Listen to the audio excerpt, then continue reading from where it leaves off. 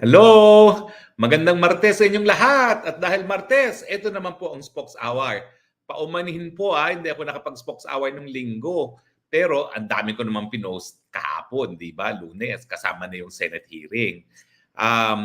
Last Sunday po ay siyempre kinakailangan maghanda para doon sa Monday hearing. Hindi naman po tayo magician na po pwedeng humarap sa pagbibista na hindi naghahanda. So actually, yun po ang dahilan kaya hindi ako nakapag-Spokes Hour. Kasama ko yung aking mga kasama sa law office at inisa-isa namin yung mga dapat ilabas na katotohanan. Now, dahil nalimita po yung aking oras para magsalita, nakita nyo naman kung paano ako napigil magsalita, minabuti ko na ngayong gabi, lahat ng hindi ko nasabi sa Senado ay sasabihin ko ngayon. Unang-una, talagang ang hihingin ko kay Chairman Altenco, sabihan niya yung kanyang Public Relations Department. Kasi yung public relations sa office niyang PAGCOR, naalala nyo, nag-press release noong 29 ng Hunyo at sinabi na meron daw dating miyembro ng gabinete, pangalawa, na naglabi para sa lisensya, pangatlo, para sa isang illegal na pogo. Ano bang nangyari doon sa hearing na 2 beses na? Ang sabi ni Altenco, hindi ako naglabi para sa lisensya. Ang aking ginawa ay sinamahan si Cassandra Ong para nga magkaroon ng gives dahil doon sa pagkakautang na nagresulta doon sa pagdispalko ng pera nung kanilang representante sa PAGCOR na si Dennis Cunanan. Pangalawa, inulit na naman ni Altenco kahapon na ang Lucky South, nung kami nagpulong nung July 26, ay may lisensya and therefore legal. Unang punto po yan. Dapat bawiin yan ng PAGCOR PR Department. Dahil ang nangyari, maski hindi naman sinabi ni Altenco, yung balitang lumabas ay base pa rin sa PR ng PAGCOR. Kaya nga naniniwala ako na nagbayad ang PAGCOR para sirain ako doon sa mga news reports. 15 po yan at 4 ang bumawi ng kanilang storya. Bagamat lahat yung 15 yan ay sinulatan namin na mali ang kanilang reporting. Well, ang maganda po dyan free market of ideas. Huwag niyo pong tangkaliking yung mga nangalakal ng fake news tungkol sa akin dahil hindi po ako naglabi para sa lisensya, para kaninong illegal na loto. Pangalawa, na hindi ko nasabi, pinagpipilitan ni Senator Ontiveros na ako daw ay abogado ng Lucky South dahil nga doon sa organizational chart. Now, ang nais kong sabihin, pag ako kinuha ng Lucky South bilang abogado, tatanggapin ko. Kasi mali ang nangyari doon sa raid. Nagsimula na ako na sabihin ito sa Senado, tinigilan ako. Bakit mali? Unang-una, yung kinuha nilang search warrant,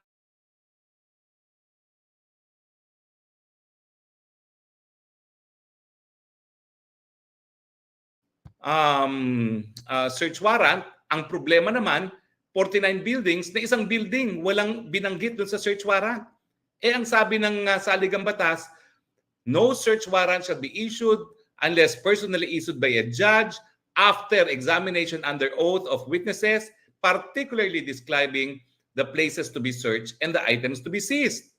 So sa akin, mapapanalo ko yan at sisingilin ko siya ng porsyento kung magkano yung valor ng property. Mayaman na ako, multimillionaire na ako, pwede na ako mag-retire. Pero ang problema nga po, ang pagpili ng abogasya, yan po yung pinagkakatiwalaang relasyon. Kaya po hindi mo mapipilit na isang kliyente kunin ako bilang abogado. Ayaw ko kunin bilang abogado. Anong gagawin ko?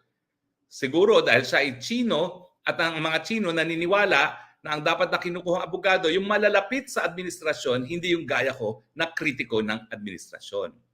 Pangalawa, at dito nagalit sa akin si Risa Ontiveros, wag ko raw siyang lecturer on the rules of the Senate. Kung alam niya ang rules of the Senate, well, alam niya na rules of court apply to Senate hearings pag proof of fact. Pero wag naman niyang sabihin na alam niya ang rules of court dahil hindi naman siya abogado. Sinasabi nga sa rules of court, kaya kung nga sinasabi yon dahil mali ang kanyang pananaw.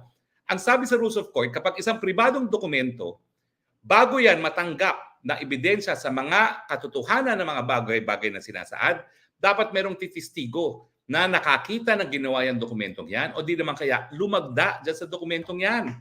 Para bagang yung ginawa ni Agent Morales na pinanindigan niya na yung lagda doon sa kanyang PIDEA leaks ay lagdangan niya. Wala namang ganyang ebidensya. And yet, ang mga tanong ni Senator Risa Ontiveros, hindi mo ba dinimanda si Cassie Dahil linagay niya ang pangalan mo?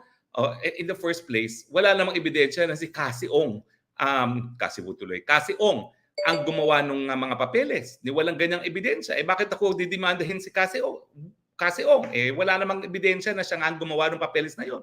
Dahil siya mismo, hindi naman alam niya, hindi naman siya Lucky Star talaga. No? Naging representante siya ng Lucky South, pero hindi siya opisyales, hindi siya stockholder ng Lucky South. Bawal ba yon? Hindi. Kasi si Dennis Cunanan na naging representante until nung araw na nakipagpulong kami kay Altenco at sinabi na palitan mo yung Dennis Cunanan yan, hindi magandang tao yan, ikaw na lang pumalit. Hindi rin naman siya stockholder, hindi rin naman siya opisyales ng Lucky South. So kumbaga, independent contractor si Cassie Ong.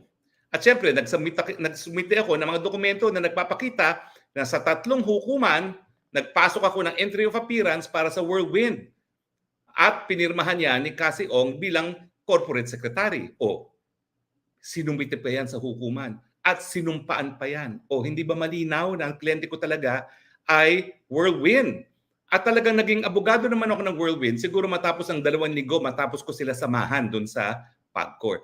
Yung pagsama ko nga sa PAGCOR, wala namang bayad. Accommodation lang yun dahil sinusuyo ko nga yung Whirlwind na mag-invest sa 2 renewable energy project na sinusulong ko sa Japan. Pero hindi nga po nangyari yun kasi ang naging desisyon ng Whirlwind, silang gagawa ng sariling solar project na meron pang integrated na solar panel manufacturing. Sayang, baka hindi na matuluyan dahil nga sa mga pangyayari.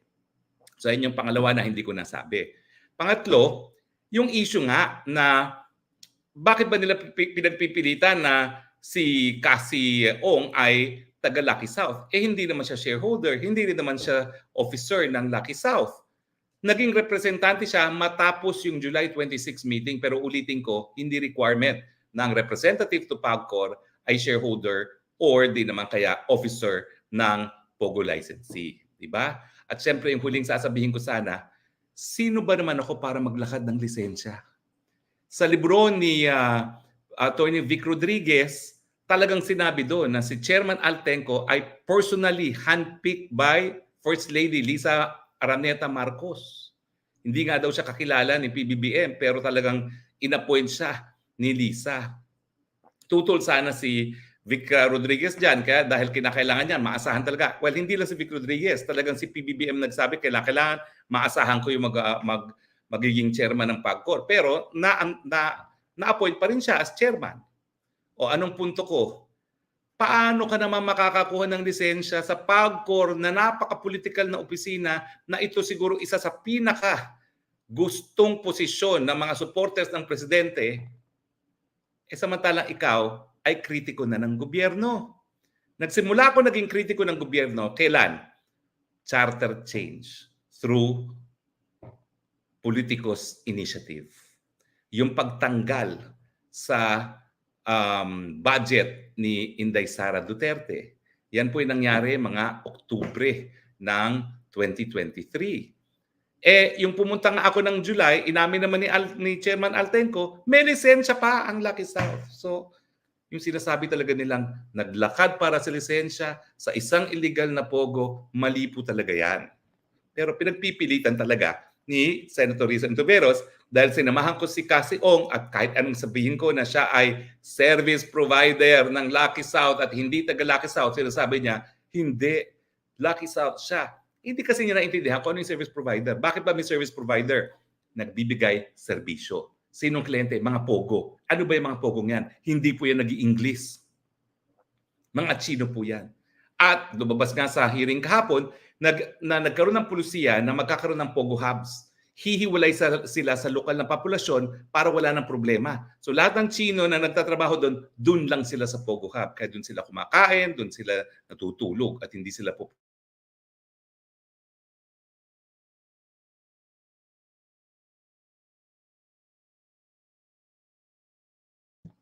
Natural, pag meron silang kinakailangan, pupunta sila sa kanilang service provider. At yan nga ang trabaho ng Whirlwind. Okay? Now, bastos ba ako? Ang problema sa hukuman, ang pilit kasi ni Senator Ontiveros na mangyari is yes or no sa tanong niya. Pero sa hukuman, on cross-examination, po pwede yung yes or no. Pero bibigyan pa rin yung testigo ng pagkakataon na mag-explain sa redirect. Bakit naman sa hukuman na mas formal at mas stricto ang rules, po pwede kang mag-explain, pero sa Senado hindi pwede mag-explain. Tama ba yun? Kaya nga, ang sabi ko, akala ko ba inimbita niyo ako as resource person dahil gusto niyo marinig kung anong katotohanan and we are all searching for the truth. At doon na tumayo si Senator Sherwin Gatchalian sabing, I will cite you in contempt pag isa ka pa na nagsasalita kasabay ng chairman. Ang problema ko naman, di ba, napanood nyo naman, pinipigil din akong sumagot. Pag ako sumasagot, nagsasalita din si chairman. Paano ba yon? One-sided. Kapag si chairman nagsasalita habang ako sumasagot, okay lang. Pero pag ako nagsasalita habang nagsasalita si chairman, hindi po pwede. Dapat, it should apply to all. Pero anyway, ako naman dahil babae, ako naman po ay maginoo, at ako ay, ang importante dapat makapagsalita at maiswalat ng katotohanan, naghumingi na po ako ng apology. 2 beses pa nga. And in fact, dahil ako naman po ay maginoo, tama po na ako'y nagbigay ng apology. That's the gentlemanly thing to do. Pero yun nga po, hindi niyo po maalis sa akin na hindi po requirement na maging abogado ang mga senador. Pero dahil sang-ayon mismo sa rules ng ating senador, ng Senado, na the rules of court apply suppletorily, kinakailangan alam nila ang rules of evidence.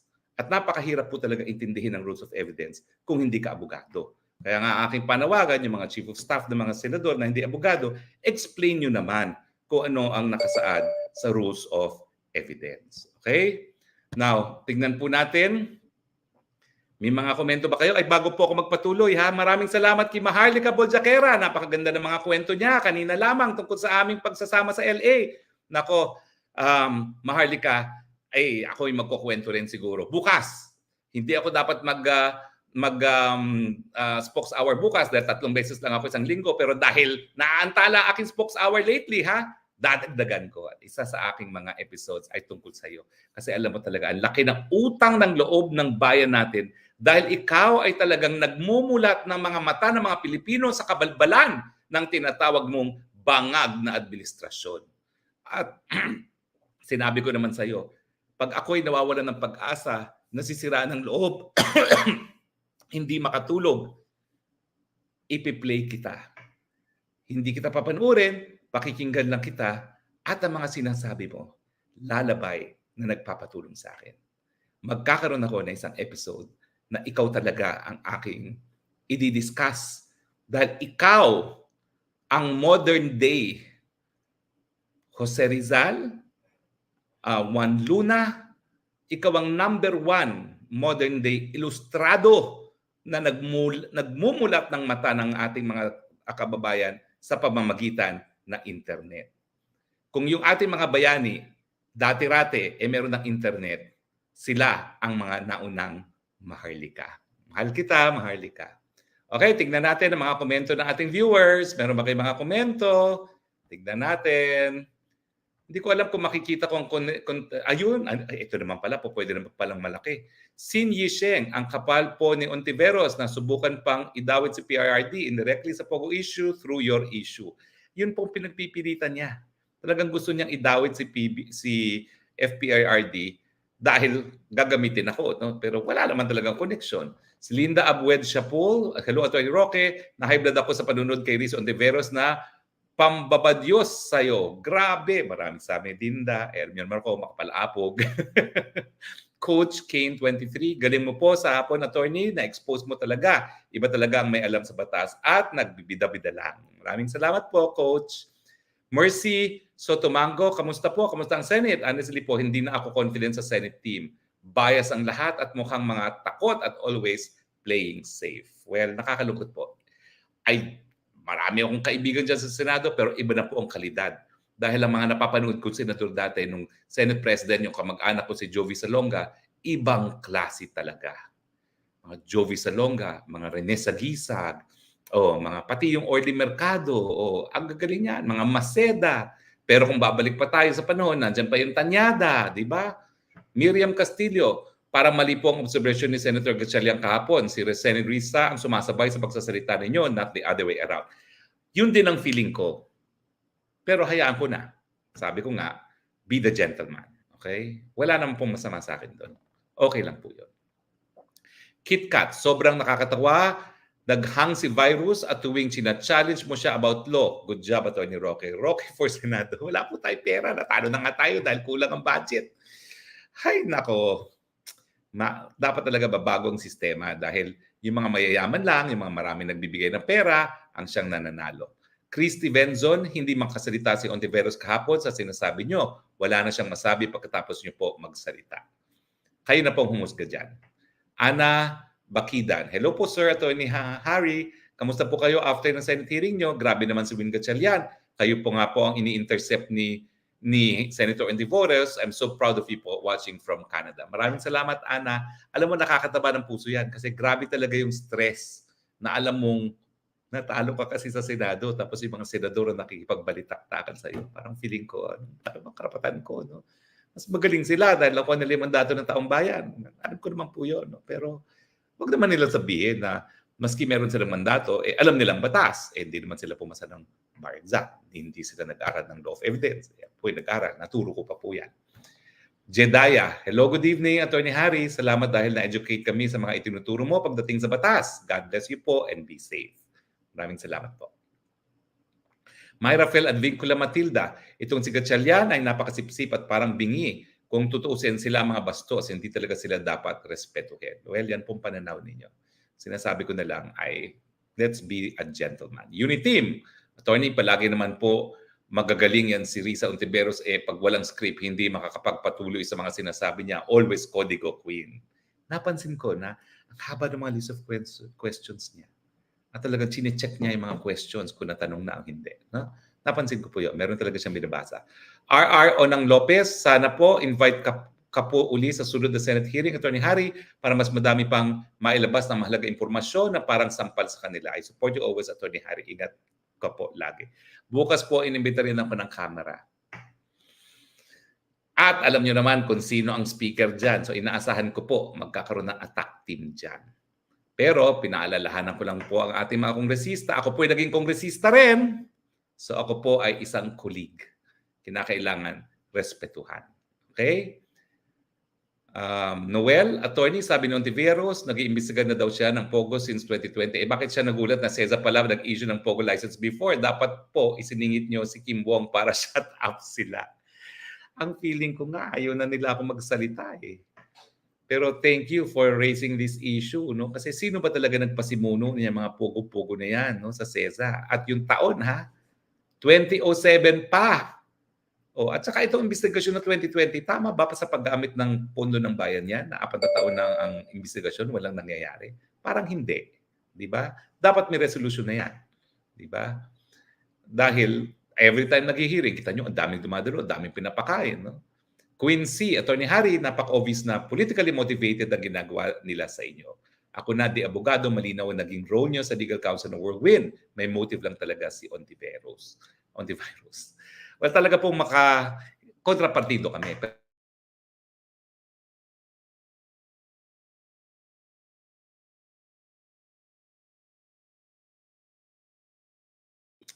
Kanya-kanya naman decision po yan eh.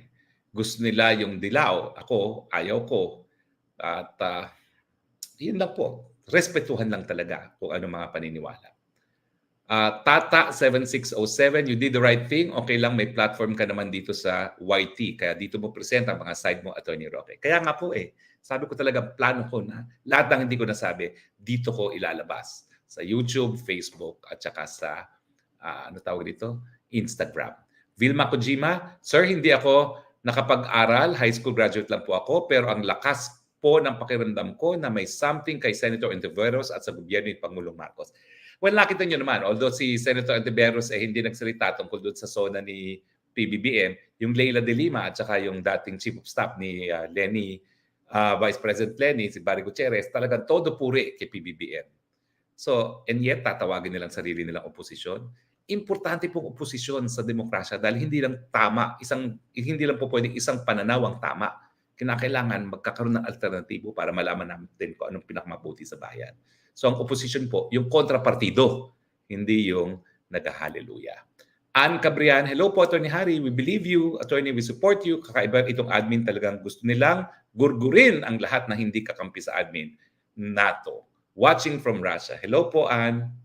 Ang ganda-ganda siguro ng Russia ngayon dahil hindi malamig. No? O si Yin Yisheng, pangalawa, sa'yo kami naniniwala. Sad lang na may naniniwala pa din sa kanila. Maraming salamat po. Talaga naman po nakakataba ng puso yan dahil talagang ang feeling ko, pinagkakaisahan nila ako. Meron naman tayong kakampi. Kayo, taong bayan ang aking kakampi. Kaya ako, kahit anong pula nila, kahit anong bato nila sa akin, taas noo ko. Dahil alam ko, na 34 na taon ako naglingkod sa bayan. At alam ko, narariyan kayo. Alam nyo ang tunay kong pagkatao. Si Ton, Risa, chairwoman, but she can't face-to-face po sa inyo, Attorney Harry. Bastos talaga. Nakayuko while she was talking to. She really shows she's not professional and gatsalyan. Ang feeling ko po nakayuko kasi nagbabasa. Sick note, I can't believe na puro dilaw na naman ang nakaupo sa gobyerno. Tama si PRD na if this continued, PBBM won't be any different than his late father. He's not listening and outmostly stubborn. Tama naman po yan, no? Ay, nako, maraming salamat po sa mga komento nyo, ha? Talaga naman pong yung mga maganda yung mga sinabi ngayon. Yan pong dahilan kung bakit taas noo pa rin ako.